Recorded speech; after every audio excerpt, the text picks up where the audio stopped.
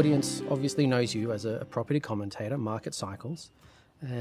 If I was to try and get you now to talk about Brisbane, Gold Coast, even Sydney Premium, I know you're just as likely to talk about Janet Yellen and the US Fed, talk about Europe and then the rumblings over there, even China. How do you reconcile those international events with what's happening domestically in our own property market? Absolutely, great question. There is no doubt in my mind, and I don't think this is a universal statement, a universal truism, it's not just me saying it, that those things absolutely are linked. So let's go back to when this, let's not say not started, but shifted to this new paradigm we live in now.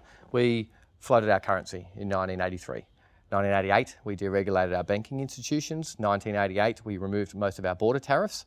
And we've got this situation, and those three things, to the common man, that's globalisation in a nutshell. So it absolutely matters what Janet Yellen does overseas, and it absolutely matters what's going on in China. It's true to say that domestically we have a generally strong economy.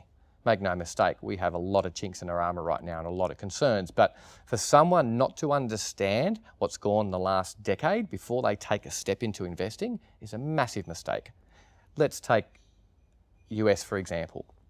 Look at Greece. Actually, I'll mention Greece and you don't even need to say any more. But then let's look at US, which is sort of the great unwinding. You're talking, under the Obama administration, and not even to get political, it was almost as bad in the Bush administration behind that. But $17 trillion of on-balance sheet, that's trillion, not billion, $17 trillion of on-balance sheet debt, about $100 billion of off-balance sheet debt. And that's just a number. So, you might say, well, who cares? But let me put into that equation $500 billion of tax receipts every year. That's the income they've got to pay it off. How the hell are they supposed to do that? And this is the reality. Okay, at the moment, everyone sits back and go, well, okay, because the sound is good. And these words like quantitative easing, all those kind of things, they make people feel soft. What it really is money printing. So let's understand, the common man has to understand what this really means to them. And I'll basically make it short. It's going to be tax by stealth. If I'm a politician, and now I'm actually talking about local things, I'm talking about Malcolm Turnbull in Australia, I'm talking about Stephen Harper in Canada, or I'm talking about Angela Merkel in Germany. If I'm a politician, I try and increase taxes. I get voted out. If I'm a politician and I try and cut social services, I get voted out. So what's my only choice? And this is the tax by stealth. My choice is... You're talking about inflation. I'm talking about inflation.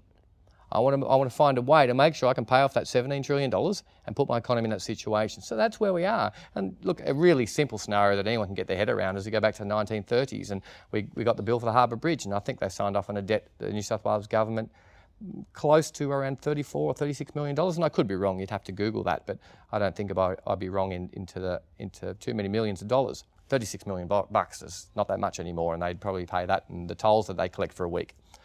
Inflation's a great forgiver of debt.